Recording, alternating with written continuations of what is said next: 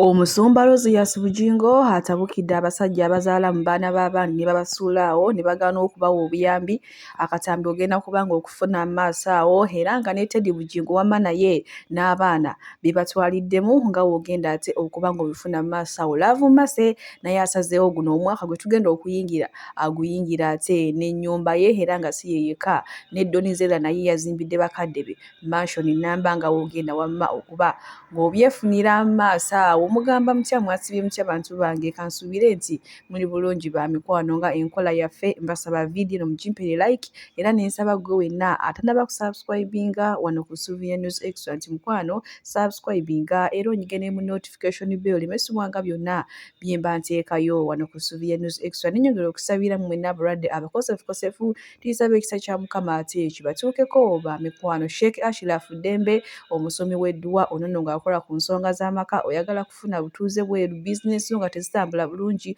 obanga gwogobye ku by'okugenda ebweru mukwano nga bakulya buli ssente zo mukubireko ennamba y'essimu era wati wamma akusomereddwa. Munnange sigenda kulwisa era nga nkutandise n'omusumba Rosias Bugingo onono yavuddeyo n'akangula eddoboozi eri abasajja abazaala mu baana b'abandi kyokka olumala okubazaalamu ne babasuula awo era naawe ekyokulabirako n'agamba nti abaana ab'obuwala abasinga okugenda mu mawanga g'ebweru munnange buzibu bubeera bwava ku basajja mukale babeera bayanguwa ensonga z'omukwano ne batumira abasajja abatetegeera. Ngenda kuba nga nkutuusako wano akatambi ate mmale nkuddize kiki baana bawala abawangalira mu nsi z'ebweru kye bamukoze bamusabudde ate nga bano abaana bonna bolaba balinnya ennyonyi ne bagenda mu Buwarabu bagenda lwakuba bazadde obwana obutalina bantu babuvunaanyizibwa ababazaddemu tebaweerera tebalabirira olabirira olubuto ne weegulira maama kit ne weetwala mu ddwaliro n'okola byonna paka lw'oligandika ngende oba nfanfe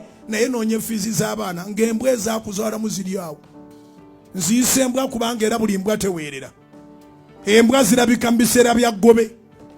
Mbeegayiridde abawala sizoni eno Desemba ono muleme okubeera ng'embwa z'eggobe bajja balinnyira babalekera abaana oba amagezi gazze.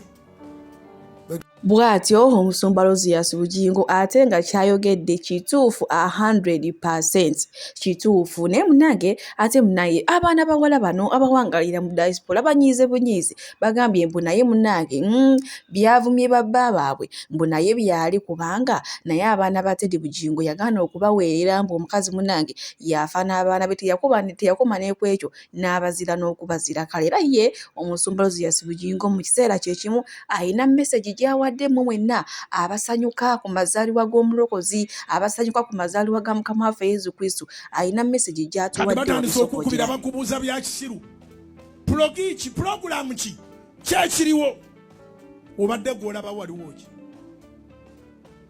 si Christmas si eriwo ate ekirala ki tunaagenda wa okukola ki tunaagenda wa nga temugenda kulambula poloti mu blocking yakwavuwaziza emikwano emibi gyavuwaza.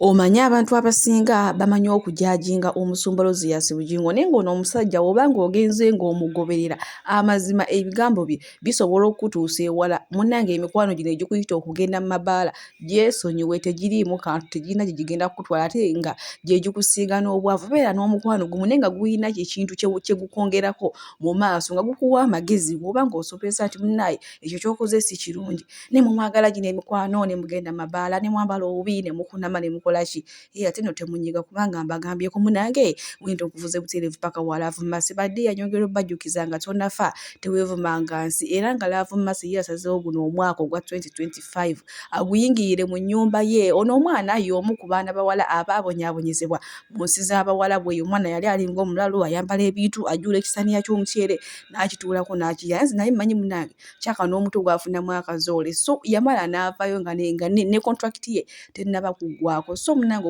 mukwano gwange wenna nkugamba obeereye buwalabu nga bikulemeredde komawo e Uganda guyinza okuba nga omukisa gwo guli Uganda kati sokulabira Love Massey ayina edduuka yeevuga emmotoka abaana bali bulungi ate nga yazimbye n'ennyumba sooka omulabe wano nga essanyu erimuliko lisinga n'omwoki wa gonja. Kulika ennyumba mwana wange nasanyusa edda mwana wange ow'obuwala. Nyetala bali mukunterereza bintu mwana gwe kankulambuze. Kulika ennyumba mukwano kulika amaka weebale kuzimba ennyumba. Abanaku bakufa tebakulozinga live yange jayo. Abanaku bakufa bali mukunterereza. Mwana gwani yali amanyi laba enzijani yali amanyidde omwana wange. Jayo omwana soko deno mula ndaga abantu ennyumba. Bannange ani yali amanyi Laavu Mase ani yali amanyi. Bakufa abalabe bakufa. Okola bene toyi yange gwe mwana. Bannange ani yali amanyi Laavu Mase. Laba maama ogenda nabira mu zishawa. Engoyo olina bwe zigenda. Obuwomi nyina bungi ekyogona nabe kyo. Wooma mwana wange wawooma ate nakuwa kamuwoomi akali akawoomesa. Okitegeera ekintu ekyo. Ekyogo mwetambulire nga Tebeekaako mwana wange tebakaddiira mu mizigo naye mwana gwe okimanyi okikubye wali wakadda kwe kufuna emmotoka seemusi 2 ozimbye oyingidde ate ng'okyalina ne gy'ozimba ewalala. Mbatereddeyo ennyumba yange kati mbongeddeyo endi mu kuzimba ekyengereza ziri ennyumba 5 nayagadde nkikole lumu surprise. Mayi balingi right babadde balowooza ndi oli gwe bagoba mu mizigo. Weebale nnyo. Kiti nga wanvuma gwe masiikiini gwe. Nze nkubye abantu surprise. Bannange abantu bakubye equalizer. Gamba nasooka ne nkweka olubuto. Ntuuka okuzaala bantungula ku maaso oyo mwana siwo kati muddemu mubunire. Enyumba si yo nezo bapangisa sizizo mazimwe mbakobya equalizer. Muddanga. Oba kubye. Tabula. Nyama byange wapata ng'omwami wange ngamba mpola. Gweza mpaka moto we. Mwanange naye laba kyotuuseeko mu ddakiika abantu bye beegomba obifunye. Tebakyalina kye bangamba nze kati moddo nkimaze ne Katonda n'owanzitira wano moddo.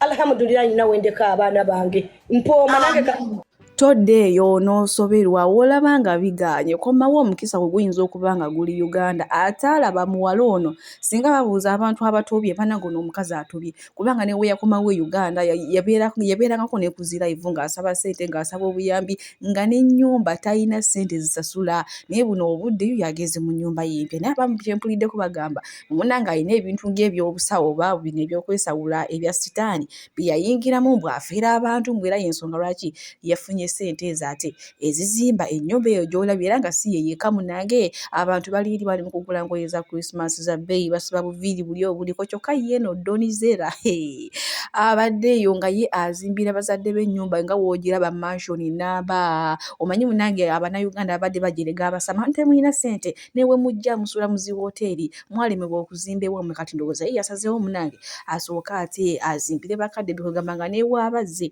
awone okusula mu woteeri nga woolaba awo mansion namba era omukolo gw'okugiyingira gwaliyo ndowooza wayisewo ennaku nga 2 ogwo omukolo nga gye guli munange sigenda kuyisa era nga nkuvuze butereevu paka wa mwana muwala ono omusiyazi King Dionce eyeefuula omusajja ne mwana gwe mukama ogenda mutunula otya maaso muyina maaso wano ng'akakasa ku by'obusiyazi era nga ye yeekaliza ddala banange ekyo temukikola kikolwa kibi mukama yasaanyawo Sodomali ne Gomora oluvannyuma lw'okutandika ota wamma nga ggwe bw'owali ngaffe like ng'eno gye ene waba n'abalala n'ojjeeyo gy'oli awo oli awo muli ki ekyakuleetera like n'osalawo n'ogamba oba famire ebeera biki oba ebeera biki eyo gundi eyo omutima ogwagujjawa gandange mu nsi n'olaba wajjamu bw'omu ate ogenda vaamu bw'omu kati oba olina okutula n'ogamba ekintu kimu n'ogamba kino ekintu kyenkola kinsanyusa oba tekinsanyusa. You have to always consider your happiness first more than anybody kabeere baanabo kabeere bazaddebo. Your happiness comes first because ogenda kuyingira entaana bwogo. So if you kubanga nabo babakola decisions zaabwe tebakwebuuzaako nokitegeera bakola bye basanyusa so nabo olina kola bikusanyusa as long as okimanyi tolina muntu yenna gw'oli mu kudamaginga in the process tolina gw'oli mu kuhatinga nokitegeera so kati nze natula wansi nembalamu saalina buzibu na buli obulamu baba kimu kyali kitambula bulungi naye nze byali tebinkolera nganza omuntu nensalawo nkyuke okitegeera, and it was the best decision I've ever made. So I feel good about myself and tewali muntu nakyasobola kuŋŋamba. Yeah. Anyway, thank you so much for replying my question. And Munange omwana muwala ono nze sijja muyita musajja kuba nze mumanyi nti mukazi yagenze ewaabwe. Kyokkazi mbadde manyi ewaabwe bagenda kumugoba sinakindi bamukube n'omukuba bamutiisetiise bamugambe n'emukika tukuzaalukuze. Ne munnange ow'essente asigala wa ssente bamusanyukidde busanyukizi ate nga yagenze n'omugole mukazi munne n'abanjulira nti ono ye mukazi wange. Naye oba mwana wange nkuba ekiti kya muwogo mu mutwe amagezi ne gakuddamu nze kambabuulire. Munnange bwe tweyongerayo ne Muna 256 ono nno yali mu husband wa Deriki ne bamaani bafunamu obutakkaanya munnange. Kati Muna yavuddeyo n'atulaga kaana kalenza wamma bwe gamba ng'alaga ng'ali mu nsonga z'omukwano nako konzi kiki ekiri ku caption n'engenda n'ensoma ku caption nga muganda we nengamba ono omwana atukoze ekimbadde mmanyi tugenda kulumya short man Deriki nti tufunye akavubuka akagongofu akawanvu akalagibwa abantu nenga munnange muganda we ne tuviiramu awo munnange nga namubiro ati ababule mamba ate tunaakola kine nga Muna ali mu kwanula kuba munnange omuntu gwali naye akyamutukwezi ayinza n'okuba nga yono nga yeekoza mbu brother we omanyi abantu n'obulimba. Abalungi abatuwuliriza era abatulaba olunaku olwaleero tukyaddeko ewa Sheikh Ashraf Dembe. Sebo sanyusa okubalaba amannya agange Seeka Ashraf Dembe akola ku bizibu by'enjawulo. Omuntu singa aba alina ebirwadde musomereddwa tunywa amazzi ga lukuya nga bw'obadde ogalaba tugenda abantu ku kyoto ne twokya emizimu emibi egibabaamu n'okulomba edduwa. Abantu singa abeera ng'ali wano atuuse sobola okumulombera edduwa ne waba atatuuse nga mpadde amannya ge naye ng'ali wala. Neetaase ennamba yange yeeno eri 0707763711.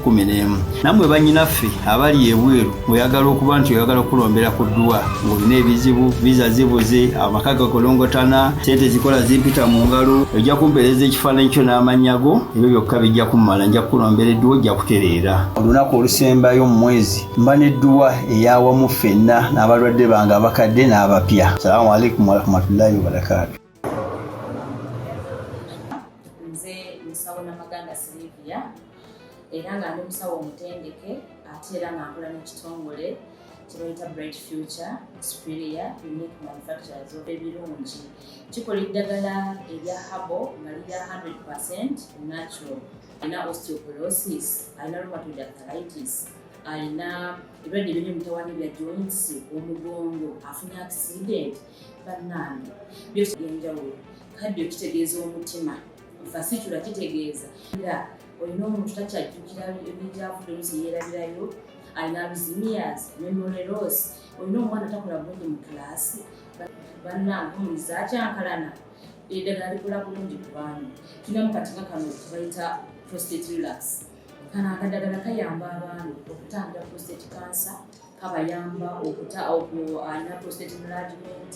Bannange olina kansa atandiikiriza ali mu stage esookuba ey'okubiri mugambe oba sisitawo oba brother oba mukwano mugambe ajja kusangala kano tagenda kuddamu kulowooza ku ebyo ebirwadde.